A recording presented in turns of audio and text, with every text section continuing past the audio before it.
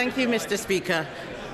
On Monday, the Prime Minister's safeguarding minister admitted on the floor of the House that there was a cover-up of the child rape gang scandal. Does the Prime Minister think we should expose this cover-up? Mr. Speaker, this is obviously a serious issue.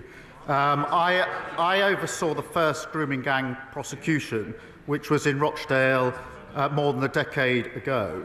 There is a contrast here because the Leader of the Opposition, when she was Minister for Children, Women and Equalities, never raised this issue in the House in 3 years. Mr. Speaker, the Shadow Home Secretary held 352 external meetings during 20 months. How many were on this issue? Not one. And they failed, of course, to implement a single recommendation for the independent inquiry into child sex abuse. Mr. Speaker, my position is absolutely clear. Where there's evidence, the police should investigate and there should be appropriate prosecutions. That's route number one. Route number two, we should implement existing recommendations, which did expose what went wrong. They weren't; those recommendations were not implemented by the last government. They're being implemented by this government. We are providing for local inquiries. We're investing more on delivering truth and justice for victims than the party opposite did in 14 long years. Mr. Speaker, in the last year of Conservative government, we had a gangs task force that found 500 perpetrators, protecting thousands of victims. We launched that inquiry that he's talking about, but more still needs to be done. It's now 4 months since I asked him for a full national inquiry. Instead, he promised 5 local inquiries. There will be one in Oldham. Will he now name where the other 4 inquiries will be? Prime Minister. Mr. Speaker, we are providing for local inquiries. This is a serious... Well, they've got so much to say now. Why did they not... Mr. Speaker, why did they not implement a single recommendation in the 14 years they had in office? We're taking forward those. There are recommendations already in place about the change that needs to be taken. They sat on a shelf under the last government. We are acting on them. We are providing for local inquiries, and we're investing more in delivering truth than they ever did. He cannot name a single place because nothing is happening. He stood there at the dispatch box, promised 5 local inquiries. Nothing is happening. On the last day of term, he had his minister come out to water down the promise to say they would provide funding. That is not good enough. At least 50 towns are affected by rape gangs. Places like Peterborough, Derby, Birmingham, Nottingham, Leicester, Rotherham, Rochdale and Preston.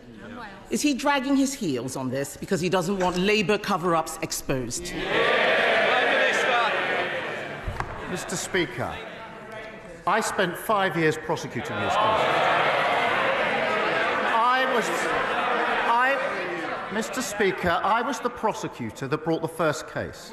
And when that file was brought to my attention, Mr. Speaker, I noticed that one of the defendants had not been prosecuted previously.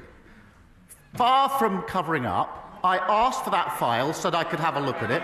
On the back of that, I then changed the entire approach to prosecutions, which was then lauded by the government. We were doing the right thing and brought those prosecutions. So my record was going after where I thought something had gone wrong and putting it right. She stayed silent throughout their years in government, and so did the entire front bench. Mr. Speaker, he's not the Director of Public Prosecutions anymore. He is the Prime Minister. People want to know what he is going to do now, not talk about what he did years ago. We are asking for a full national inquiry. Andy Burnham wants a national inquiry. He's not Conservative, he's Labour. Harriet Harman wants one. The member for Rotherham wants one. All of the victims I have met want a full national inquiry. He keeps talking about local inquiries, yet they have not got going. And they haven't got going because local authorities don't want to investigate themselves. Local inquiries cannot force witnesses to appear. Local inquiries can't force people to give evidence under oath. So why won't he have a national inquiry? Mr. Speaker, we've had a national inquiry. We've had recommendations. There are hundreds of recommendations that have been made in relation to this issue. It is a serious issue. I strongly believe that we should implement the recommendations that have already been made. And that is what we are doing. I strongly believe we should listen to victims, and we've been listening to victims on this side for decades and working with victims for decades in relation to what they want, which is local inquiries, and we've set those local inquiries up. Mr. Speaker, he says we should listen to victims. The victims want a national inquiry. We haven't had a national inquiry. We had the child sex abuse inquiry, which Conservatives launched. There is still more to be done. It didn't cover this scandal in detail. In Manchester, just last year, authorities were still covering up abuse. The local inquiry chair there has quit. Bradford Council, an area of some of the worst abuses, refuses any inquiry, local or national.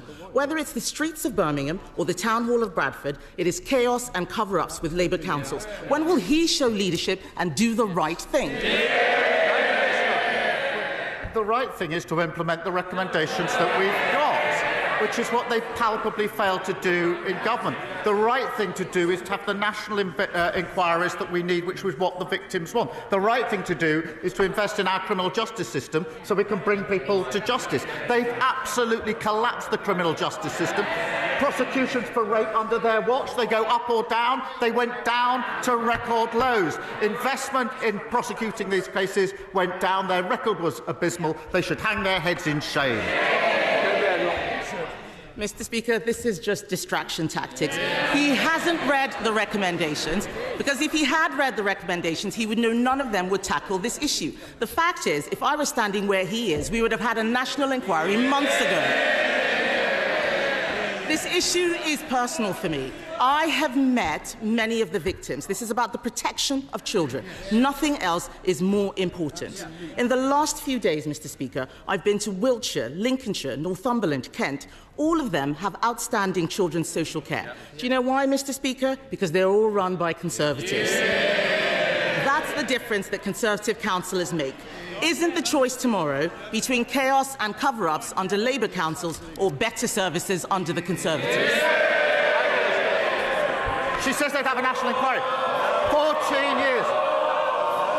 14 years, and they didn't do it. It's so hollow. And yes, tomorrow is the first opportunity the country has to pass their verdict on the Leader of the Opposition and the party opposite after the general. Have they changed? Have they learned? It's passing verdict on the Leader of the Opposition. We'll see you next week.